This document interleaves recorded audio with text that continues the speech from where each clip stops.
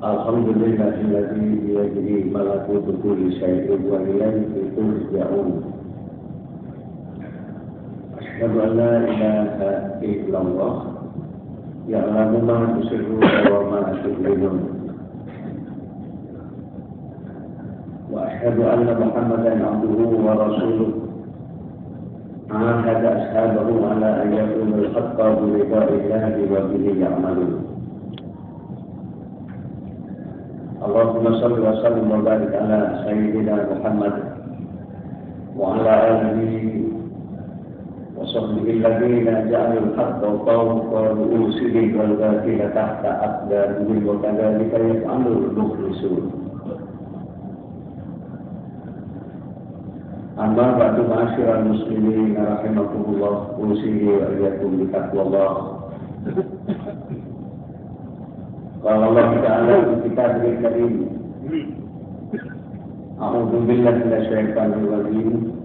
Ya ayyuhalladzina amanu taqullaha wabtaghu ilayhi wasilata wajahidu fi sabilihi la'allakum tuflihun. Sadaqallahul azim.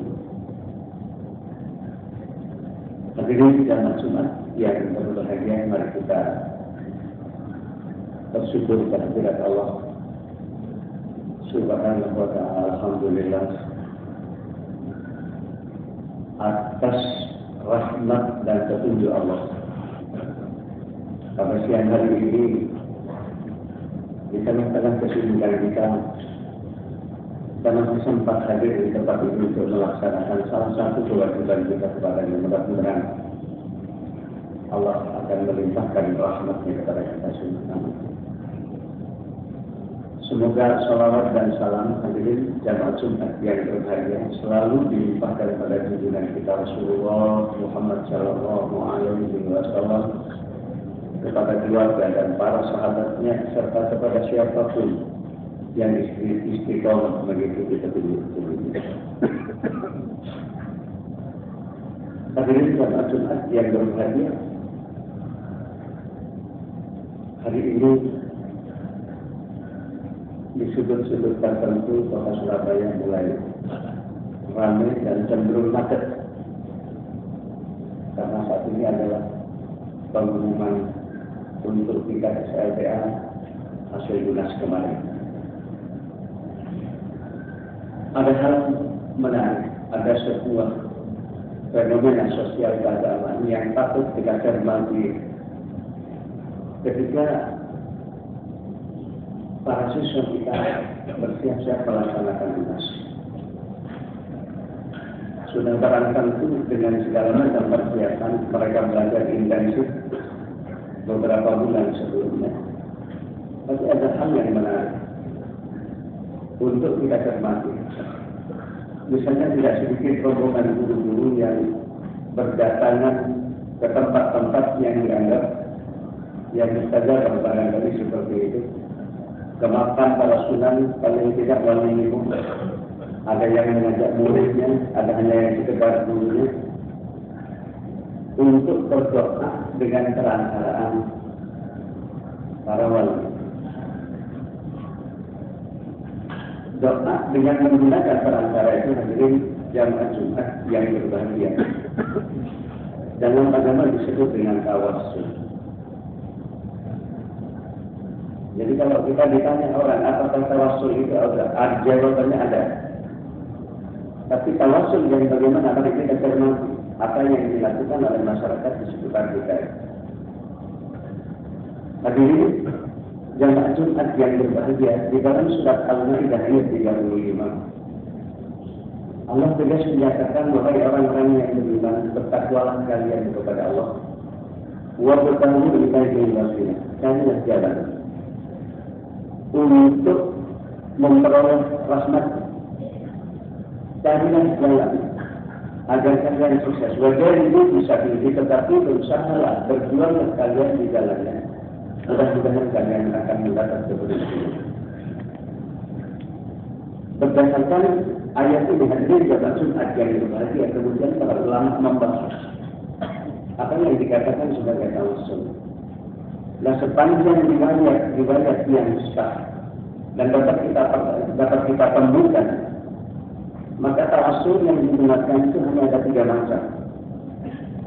Yang pertama, ketika kita berdoa kepada Allah, dianjurkan untuk menyebut asma Allah sebagai pengantar. Jadi kalau kita ini berdoa memohon kepada Allah, jangan langsung berdoa. Pertama, Rasulullah Shallallahu Alaihi Wasallam mengajarkan kepada kita ucapkan hamdalah dan sholawat. Karena itu 2 kata kunci yang akan membuka tabir. Sebab antara kita dengan sang Khalik dengan Allah Subhanahu Wa Taala itu ada tabir. Maka yang dapat membuka tabir adalah 2 kalimat itu. Oleh karena itu, pada saat kita berdoa kepada Allah, mohon kepada Allah, ya ucapkanlah pertama, apakah sholawatnya duluan atau hamdalahnya duluan. Alhamdulillahirabbil alamin. Wassalatu wassalamu ala asyrofil anbiya'i wal mursalin, dan seterusnya. Allahumma sholli ala Muhammad wa ala ali Muhammad, dan berbagai macam redaksi yang bisa kita utarakan. Karena itulah yang dapat membuka tabir doa. Setelah itu, dalam surat Al-A'raf ayat 180, Allah menginformasikan kepada kita tentang nama-nama Allah, asma Allah. Walillahi asma'ul husna fad'uhu biha. Allah itu memiliki nama-nama yang baik sesuai dengan kebesaran sifat-sifatnya, yang di masyarakat kita dikenal sebagai asma'ul husna, yang jumlahnya 99. Fad'uhu biha, maka hendaklah kalian berdoa dengan menyebut nama. Ini anjuran dari Allah Subhanahu wa Ta'ala. Oleh karena itu, hadirin dan hadirat yang berbahagia, kalau kita ini mau berdoa kepada Allah, di samping 2 kata kunci tadi, ini namanya bertawassul kepada asma Allah. Jadi, andai kata kita sebelum berdoa mau mengatakan Allahumma inni atawassalu ilaika bismikal azim, ya Allah, aku memohon kepadamu dengan perantaraan asma-asmamu yang agung, itu benar, dan kita melakukan itu semua. Sekedar terus kemudian membaca Ya Rahman Ya Rahim, misalnya Ya Razzaq, ya, Al-Malikul Quddus Salamul Mu'minul Muhaiminul Azizul Jabbarul Mutakabbir, dan apapun di antara bagian daripada Asmaul Husna 99 itu. Setelah itu kita terus kemudian mengajukan permohonan kepada Allah. Berdoa itu boleh dengan bahasa apapun. Boleh dengan bahasa apapun, meskipun ulama mengatakan adalah afdal. Akan lebih bagus kalau kita menggunakan doa itu seperti yang diajarkan oleh Allah dan Rasul. Dikatakan boleh dengan bahasa apapun karena doa itu ada yang syar'i itu yang memang diajarkan oleh Allah dan Rasulnya. Andai kita setiap saat kita membaca Rabbana atina fid dunya hasanah dan seterusnya, wa fil akhirati hasanah wa qina adzabannar, itu memang doa yang diajarkan oleh Allah dalam Al-Quran. Rabbana hab lana min azwajina wa dhurriyyatina qurrata a'yun waj'alna lil muttaqina imama. Doa untuk keluarga, anak keturunan kita itu memang diajarkan oleh Allah dalam Al-Quran. Atau doa-doa lain yang diajarkan oleh Rasulullah Muhammad SAW. Itu sepakat ulama itu adalah doa yang afdal, meskipun membutuhkan pengertian. Artinya kita hendaknya dianjurkan akan lebih bagus kalau kita mengerti, meskipun tidak huruf per huruf. Tetapi ya intinya apa daripada doa itu dianjurkan. Yang kedua, ada doa yang sinai, dapat buatan sendiri, boleh dilakukan sendiri. Nah, biasanya dalam kitab-kitab begitu disebutkan doa yang paling populer di masyarakat kita, misalnya Allahumma inna nas'aluka salamatan fid din wa afiyatan fil jasad wa ziyadatan fil ilmi wa barakatan fil rizqi wa tawbatan qabla. Itu bukan ajaran Allah dan bukan ajaran Rasul. Itu ditanggung oleh ulama dengan redaksi seperti itu meliputi untuk keseluruhannya. Ya. Yang maknanya adalah umum, maknanya sangat umum, minta keselamatan. Ya, agama kita diselamatkan karena dalam banyak hal dalam kehidupan kita, kadang-kadang agama itu cenderung menjadi korban pertama. Ya. Jadi misalkan, apakah boleh selain masalah, boleh saja, apa saja. Misalnya setelah kita mengutarakan ya Rahman ya Rahim ya Allah, limpahkanlah rahmat kepada kami ya Allah, limpahkanlah rahmat kepada istri dan anak-anak kami, boleh, silakan bebas. Ya. Jadi ya Rahman ya Rahim itu namanya kita bertawassul kepada asma Allah. Itu caranya seperti itu yang pertama. Hadirin jamaah Jumat yang berbahagia. Yang kedua, dibenarkan kita bertawassul kepada orang yang kita yakini sebagai orang baik. Katakanlah bahwa seorang kiai, ulama, para ustaz yang kita yakini orang itu sangat baik, tetapi masih hidup. Dalam riwayat Bukhari misalnya diriwayatkan Anas menyatakan, Anna Umar bin Khattab radhiyallahu anhu kana idza faqad istiqa bin Abbas bin Abdul Muttalib. Jadi kata Anas, Umar bin Khattab pada masa apabila pada masa itu terjadi musim kering yang amat sangat panjang, maka kemudian Umar dengan kaum muslimin melakukan sholat istisqa. Lah di dalam sholat istisqa itu kemudian Umar menjadikan paman Rasulullah SAW, yakni Abbas bin Abdul Muttalib, itu sebagai sarana tawassul dalam berdoa kepada Allah. Tetapi Abbas bin Abdul Muttalib itu masih hidup. Apa kata Umar dalam doanya? Allahumma inna natawassalu ilaika bi nabiyyina fatasqina, ya Allah, kami dulu ketika masih ada Nabi, kami bertawassul kepada Nabi, meminta pemohon kepada hujan, lantas engkau mengabulkan permohonan kami dan turunlah hujan ini. Nah sekarang ini, wa inna natawassalu bi amri nabiyyina fatasqina. Sekarang ini ketika Nabi itu sudah tidak ada, ya Allah, kata Umar dalam doa itu. Sekarang kami bertawassul dengan paman Nabi kami. Bertawassul dengan paman Nabi kami, yakni Abbas bin Abdul Muttalib. Abbas bin Abdul Muttalib itu orang tuanya Abdullah bin Abbas yang dikenal sebagai Ibnu Abbas. Oleh karena itu, pastinya ya Allah, turunkanlah hujan kepada kami, ya Allah. Lalu sekarang dalam ayat itu, dalam hadis riwayat Bukhari itu terus kemudian dinyatakan setelah itu Allah menurunkan hujan. Hadirin jamaah Jumat yang berbahagia, boleh. Jadi kita boleh. Apakah mau minta tolong didoakan, silakan. Atau kita sendiri berdoa agar supaya permohonan kita ini dikabulkan oleh Allah. Kita bisa menyebut orang di sekitar kita yang kita yakini sebagai hamba yang soleh. Kalau orang Arab itu biasanya dalam pengantarnya mengatakan begini, Allahumma inna tawassalu ilaika bi abdika sholih. Lantas kemudian kita menyebut, ya Allah, aku mohon kepadamu dengan sangkaan hambamu yang soleh, kiai haji siapa, atau ustaz siapa, atau siapapun yang kita yakini orang itu sebagai orang hamba soleh, hamba Allah yang soleh. Itu model tawassulnya. Sedangkan yang terakhir hadirin bisa Jumat yang berbahagia. Kita ini boleh bertawassul dengan amalan kita.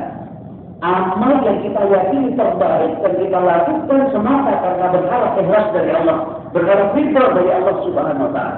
Kita kerjakan dengan ikhlas. Nah ini juga diceritakan dalam riwayat Bukhari dalam sebuah riwayat yang cukup panjang. Bagaimana Rasulullah SAW menceritakan kepada kita ketika ada 3 orang laki-laki yang sedang musafir.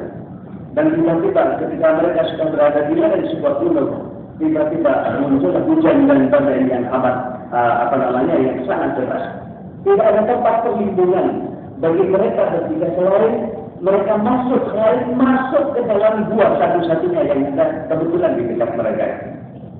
Maka ketika 3 orang ini sudah masuk dalam gua, tiba-tiba batu besar kok turun runtuh dari atas persis ke lubang ketiga orang itu, lubang 2, di mana 3 orang itu berada di dalam. 3 orang laki-laki itu terus berusaha bagaimana caranya supaya batu yang menutup satu-satunya pintu gua itu bisa tergeser sehingga mereka bisa keluar dengan selamat. Tapi apalah daya karena ada 3 orang lagi dibandingkan dengan batu besarnya batu yang menutup pintu gua. Mereka dorong sampai tidak bisa, sedikit pun tidak bergerak. Nah di tengah kebingungan itulah, maka di tengah kepanikan itu tiba-tiba salah seorang di antara mereka ini berkata, marilah kita memohon kepada Allah dengan cara mengajukan kepada Allah amalan apa yang pernah kita kerjakan dengan ikhlas semata karena berharap ridho dari Allah Subhanahu wa taala. Hadirin jamaah Jumat yang berbahagia, maka salah seorang di antara ketiga orang laki-laki ini sebelum berdoa kepada Allah, dia mengadu kepada Allah, ya Allah, pekerjaan saya ini setiap hari hanyalah menggembalakan ternak yang aku miliki. Dan apabila ternak sudah setiap kali pulang saya memerah susu dari ternak yang aku miliki, dan sebelum istri dan anakku meminumnya, selalu susu itu saya aturkan untuk kedua orang tuaku yang sudah tua renta. Pada satu saat, ya Allah, pada satu hari, ketika aku pulang, kedua orang tuaku itu sudah tertidur. Maka susu yang aku bawa itu, meskipun diminta oleh anak-anakku dan istriku untuk minum terlebih dahulu, tidak aku izinkan. Saya tunggu di samping kedua orang tuaku yang sedang tertidur pulas hingga mereka terbangun. Begitu terbangun keduanya, maka aku haturkan susu itu untuk diminum terlebih dahulu terhadap kedua orang untuk diminum oleh keduanya. Barulah sisanya aku berikan kepada anak dan istriku. Ini ya Allah, amal yang aku yakini semata akan bergerak ikhlas, semata akan berharap ridho dari Engkau ya Allah. Kalau Engkau memang menerima amal kami itu ya Allah, in kuntu fa'altu dzalika tiraa wajhika fafruz anna. Kata laki-laki yang pertama. Kalau pengajian itu, rasa hormat terhadap kedua orang tua itu sebagai amalan yang ikhlas, semata karena berharap ridho ya Allah. Maka geserkanlah batu di sedikit ya Allah. Hadirin jamaah Jumat yang berbahagia, Rasulullah Sallallahu Alaihi Wasallam kemudian menyatakan tiba-tiba batu itu, batu yang sangat besar itu tergeser, tetapi tidaklah cukup dijadikan, tidak cukup untuk jalan keluar bagi mereka bertiga. Tiba-tiba yang kedua, hadirin jamaah Jumat yang berbahagia, laki-laki yang kedua ini menuturkan kepada Allah Subhanahu Wa Taala, ya Allah, dahulu saya ini sangat mencintai saudara sepupuku, seorang wanita yang tercantik yang ada di desa. Tapi rupanya cintaku bertepuk sebelah kanan. Sebab wanita itu tiba-tiba kawin dengan laki-laki lain. Setelah berselang sekian tahun lamanya, tiba-tiba suatu hari wanita yang pernah aku cintai itu datang kepadaku, memohon bantuan kepadaku. Dia membutuhkan uang 120 dinar.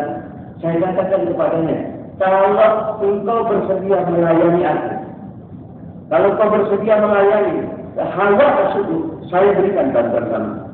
Aku berikan kepadanya 120, tapi dengan catatan yang tadi, dia siap melayani saya.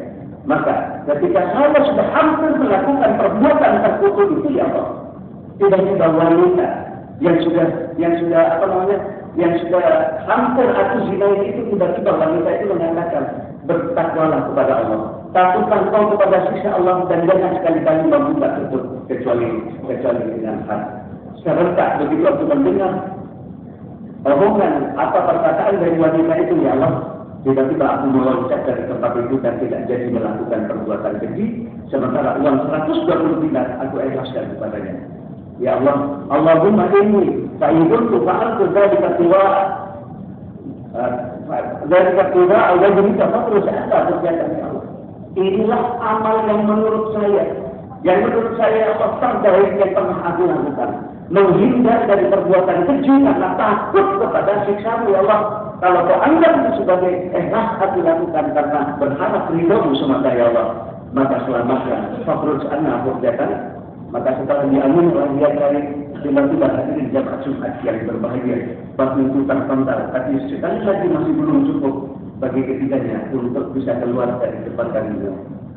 Yang terakhir, hadirin jamaah Jumat yang berbahagia, laki-laki terakhir mengadu kepada Allah, ya Allah, saya ini punya perusahaan. Di perusahaan tempat saya ini ada beberapa orang karyawan yang saya bayar setiap minggunya itu dengan satu sok gandum. Tapi pada suatu hari, ada salah seorang di antara karyawan saya ini tidak datang untuk mengambil bagiannya, untuk mengambil hormatnya, yang berupa satu sok gandum, kira-kira satu jantan gandum. Karena tidak datang, aku simpan gandum itu. Saya tunggu lama tidak datang. Maka kemudian aku upayakan supaya gandum itu bisa berkembang. Aku tanam kembali. Setelah tanam sedikit demi sedikit menjadi banyak, dan akhirnya Dan hasil bertani gandum yang 1 stok itu, kemudian saya bisa membelikan tanah. Dari sekian tanah terus aku tanami sampai akhirnya saya bisa membelikan ternak. Membeli ternak itu. Setelah sekian tahun namanya tiba-tiba mantan karyawan, saya datang dan menagih bayaran itu. Maka saya katakan kepadanya, lihatlah di belakang Anda. Tanah di belakang Anda, tanah luas beserta ternak, ambillah karena itu. Maka laki-laki itu menjawab, mantan karyawan saya menjawab, wahai Tuhan jangan main-main. Bukankah bayaran saya dulu hanya 1 sok gandum? Ya, saya ceritakan kepada laki-laki itu. Bagaimana 1 sok gandum itu bisa menjadi tanah yang lebar, lengkap sak ternaknya segala. Maka setelah tahu, maka diambil. Inilah ya Allah, amal yang pernah aku lakukan. Saya amanah terhadap apa yang dititipkan kepada saya. Mudah-mudahan amal ini kau anggap, jika kau anggap sebagai amalan yang ikhlas, semata berharap ridhomu ya Allah, fakhruj anna furjatan. Hadirin jemaah Jumat yang berbahagia, setelah ketiga dia mengakhiri doa yang terakhir yang diucapkan oleh laki-laki ini, maka kata Rasulullah Sallallahu Alaihi Wasallam, fakhruj anhum, tiba-tiba batu besar yang menutup itu buat terpental begitu saja, dan akhirnya ketiga orang ini dapat keluar dengan selamat. Inilah tawasul bentuk ketiga yang bisa kita pertanggungjawabkan di dalam syariat Islam. Hadirin jemaah Jumat yang berbahagia, aku lupa lihat astagfirullahaladzim walakum walisairin muslimin wa muslimat wa mu'minin wal mu'minat alladzi minhum la tastaghfiru fa yaqul mustaghfirin wa yatajatta bihi.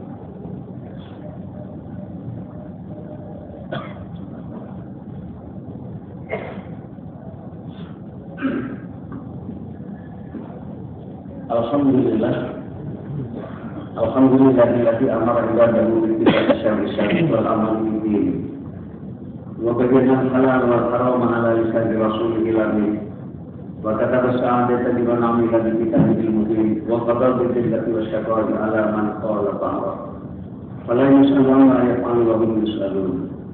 Asyhadu an la ilaha illallah wal muntakimul jabbar wa asyhadu anna Muhammadar Rasulullah sayyidul abrar.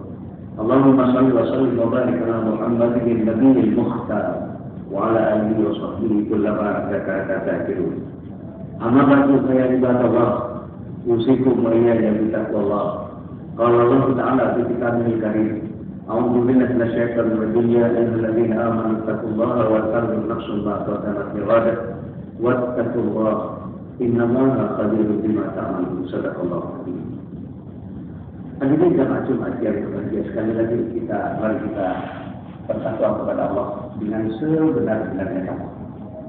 Lakukan introspeksi sebagai langkah daripada evaluasi terhadap keseluruhan sistem keberagaman. Mari kita evaluasi kembali akidah kita, iman kita, ibadah ritual kita, ibadah sosial kita, kesediaan kita untuk melakukan evaluasi. Itu sebenarnya merupakan indikator bahwa kita adalah orang-orang yang bertakwa kepada Allah. Itulah kenapa Allah dalam surat Al-Hasyr menyatakan, wahai orang-orang yang beriman, bertakwalah kalian kepada Allah. Wal tanzur nafsun ma qaddamat lighadan. Masing-masing individu hendaklah melihat apa yang telah dilakukan pada masa yang lalu. Lighadan, dalam rangka menyusun kehidupan di masa yang akan datang, baik ketika kita masih di dunia, lebih-lebih di akhirat nanti. Sekali lagi Allah menghimbau wattaqullah innallaha khabirun bima ta'malun, bertakwalah kalian kepada Allah, karena sesungguhnya Allah Subhanahu wa taala apapun yang kalian lakukan. Hadirin jamaah Jumat yang berbahagia, dalam tanggal 13 April memuat berita yang amat sangat mengherankannya. Ada sebuah sekolah madrasah aliyah, namanya madrasah aliyah, artinya sekolah di lingkungan agama, pendidikan agama di kota Pasuruan. Di situ terus kemudian dilakukan upacara mandi kembang bagi seluruh siswa-siswi yang akan melaksanakan tugas. Saya tidak habis pikir, apakah seperti itu caranya? Apakah tidak lebih baik andai kata sang guru menganjurkan kepada setiap murid jauh sebelumnya, bahkan ketika mereka sudah tidak kelas 3, Itu untuk membiasakan, jadi menganjurkan mereka untuk sholat tahajud, bangun tengah malam. Kalau kamu dibangun dengan hati, bangunkan. Ada mereka untuk berdoa, memohon kepada Allah. Tidak ada di dalam Islam itu budaya yang dikembang seperti itu, kecuali itu apa dalam agama Hindu. Kenapa itu harus dijelaskan? Karena itu dipimpin oleh seorang mohon dipimpin oleh seorang tokoh agama. Mau dikembang dalam rangka menghadapi dasar. Yang kedua, dalam kesempatan itu pula seluruh pensil yang akan digunakan untuk unas, untuk ujian itu, terus kemudian olehkan dia dirajam. Nanti tidak sudah. Jadi misi tak tulisan Arab apa? Masya Allah. Itu kan adalah pembohongan. Sekaligus pembohongan. Kalau anak kita ingin berhasil dalam ujian, silakan dimotivasi untuk belajar, berusaha dengan cara belajar yang baik, istiqomah, tapi juga jangan melupakan doa. Jangan melupakan doa. Sebab seperti hanya Islam ihsan. Dalam urusan dunia kita ini wajib setiap orang itu berusaha wajib. Tidak ada jalan yang mengatakan kita hidup di dunia itu terus kemudian tidak ada. Wajib kita menjadi nafas dengan cara yang halal. Coba kita lihat ketika dalam sebuah riwayat Rasulullah Sallallahu Alaihi Wasallam melihat seorang laki-laki tidak keluar dari masjid. Ditanya oleh Rasul, kok nggak keluar dari masjid? Kata laki-laki itu, ya Rasulullah, saya di sini sholat, saya di sini membaca Quran, saya di sini zikirkan doa. Rasul tanya kepada laki-laki itu, kamu punya keluarga, punya anak istri? Iya Rasul. Keluar dari masjid ini, cari nafkah. Itu Rasulullah Sallallahu Alaihi Wasallam. Karena masih banyak lagi ayat-ayat Al-Quran habis nanti yang memotivasi kita. Kita tidak bisa terus kemudian tinggal dilepaskan diam pasif menunggu rezeki kata rezeki itu tidak akan datang kecuali kita akan berusaha. Bukankah Allah dalam Al-Quran kita sudah katakan Inna Allah la yughayyiru ma biqaumin hatta yughayyiru ma bi anfusihim. Allah tidak akan merubah nasib satu kaum kecuali kaum itu sendiri berupaya untuk merubah nasib. Baru Allah akan memberikan itu.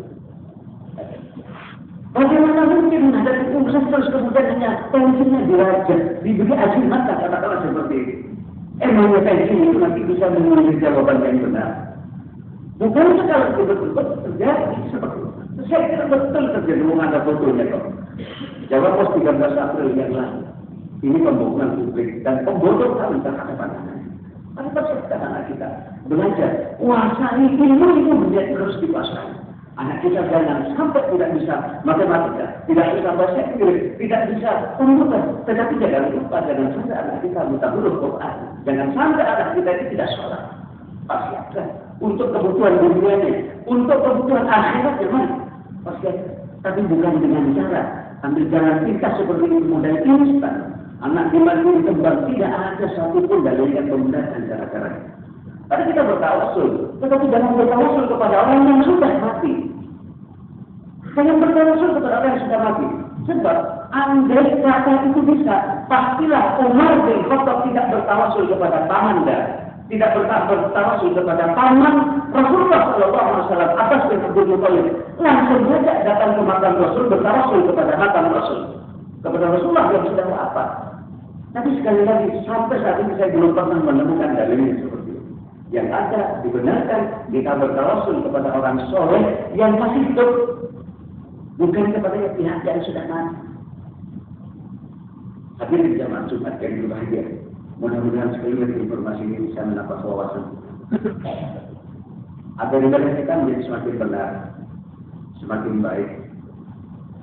Ya dapat Allah Subhanahu wa taala. Inna Allaha wa malaikatahu yusholluna 'alan nabi. Ya ayyuhalladzina amanu shallu 'alaihi wa sallimu taslima. Allahumma shalli 'ala Muhammad wa 'ala ali Muhammad kama shallaita 'ala Ibrahim wa 'ala ali Ibrahim wa barik 'ala Muhammad wa 'ala ali Muhammad kama barakta 'ala Ibrahim wa 'ala ali Ibrahim fil 'alamin innaka Hamidum Majid. Allahumma ighfir lil muslimin wal muslimat wal mu'minin wal mu'minat al-ahya'i minhum wal amwat. Allahumma rabbana la tuzigh qulubana ba'da idh hadaytana wa hab lana min ladunka برحمتك إنك أنت الوهاب. اللهم إنا نسألك سلامة في الدين وعافية في الجسد وزيادة في العلم وبركة في الرزق وتوبة قبل الموت ورحمة عند الموت ومغفرة بعد الموت والنجاة من النار والعفو في الحساب. اللهم هون علينا السكرات. اللهم انزل الرحمة علينا وعلى أزواجنا وذرياتنا والأسعد المغضوب عليه والجميع المسلمين والمسلمات المؤمنين والمؤمنات على أحوالهم. ربنا آتنا في الدنيا حسنة وفي الآخرة حسنة وقنا عذاب النار وادخلنا الجنة مع الأبرار بعزيز يا الله يا رب العالمين برحمتك يا أرحم الراحمين. صلى الله عليه وسلم على محمد وعلى آله وصحبه وسلم. سبحان رب العزة عما يصفون وسلام على المرسلين والحمد لله رب العالمين. السلام عليكم ورحمة الله وبركاته.